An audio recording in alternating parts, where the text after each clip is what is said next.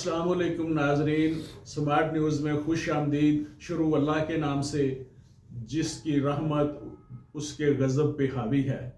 आज कुरान मजीद के तर्जमा और तशरीह की मजमूई तौर पर 5वीं, जबकि कुरान के बाकायदा तर्जमा और तफसीर की आगाज़ की पहली किस्त है जो कि तफ़हीमुल कुरान से मखूज़ है। मज़ीद डिस्कस करने से पहले चैनल को सब्सक्राइब कर लें, वीडियो को शेयर करके अजर व सवाब में अपना हिस्सा डालें। नाजरीन, कुरान पाक की पहली सूरत अल-फातिहा है। इसका नाम अल-फातिहा इसके मज़मून की मुनासबत से है। फातिहा उस चीज़ को कहते हैं जिससे किसी मज़मून या किताब का या किसी चीज़ का इफ्तिताह हो। दूसरे अल्फाज में यूँ समझिए कि ये नाम दिबाचा और आगाज़ कलाम का हम मानी है।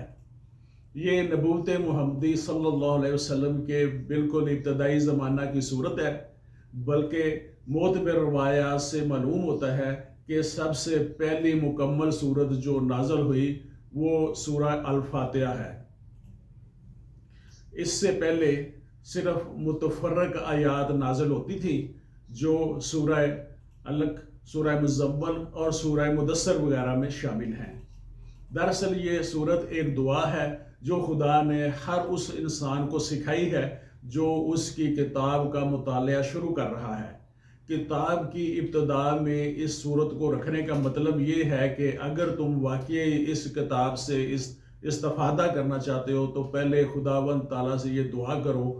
इंसान फितरतन दुआ उसी चीज़ की किया करता है जिसकी तलब और ख्वाहिश उसके दिल में होती है, और उसी सूरत में करती है जबकि उसे ये एहसास हो कि इसकी मतलूबा चीज़ उस हस्ती के अख्तियार में है जिससे वो मांग रहा है।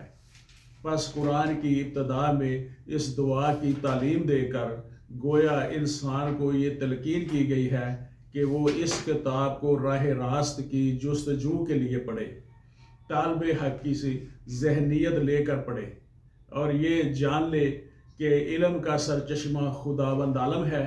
इसलिए उसी से रहनुमाई की दरख्वास्त करके पढ़ने का आगाज़ करें।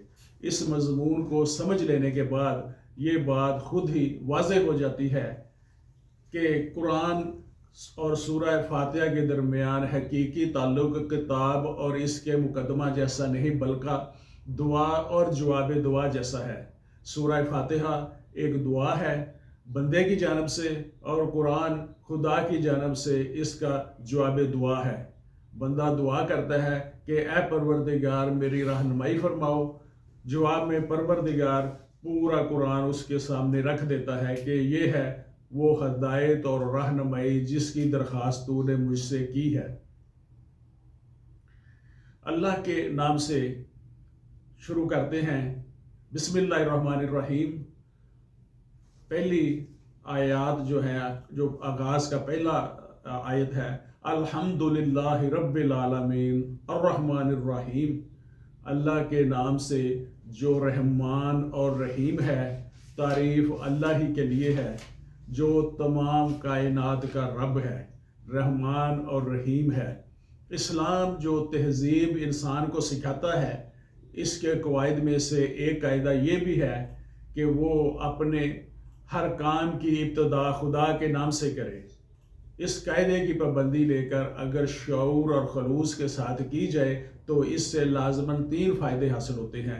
एक ये कि आदमी बहुत से बुरे कामों से बच जाता है, क्योंकि खुदा का नाम लेने की आदत उसे हर काम शुरू करते वक्त ये सोचने पर मजबूर कर देगी कि क्या वाकई मैं इस काम पर खुदा का नाम लेने में हक बजानब हूँ।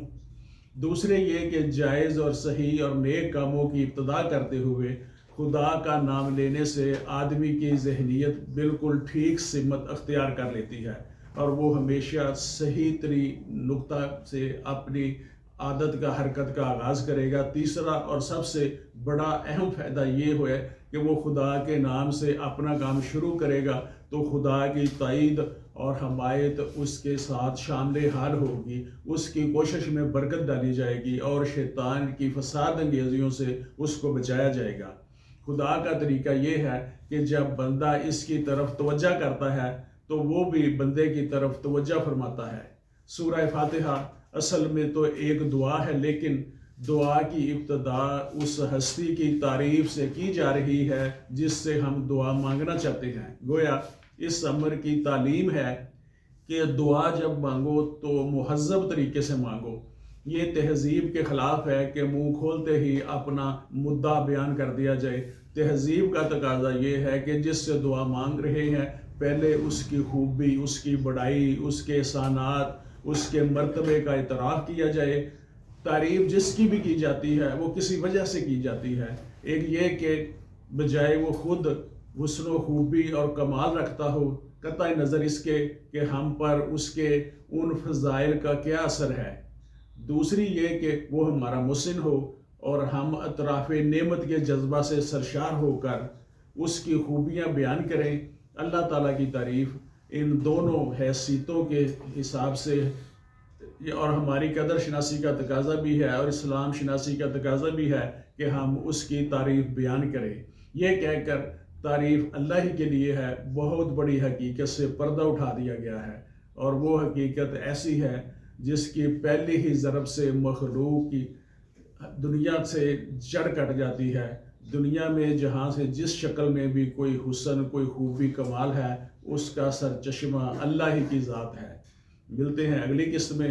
میں محمد امین، ایڈوکیٹ، سمارٹ نیوز.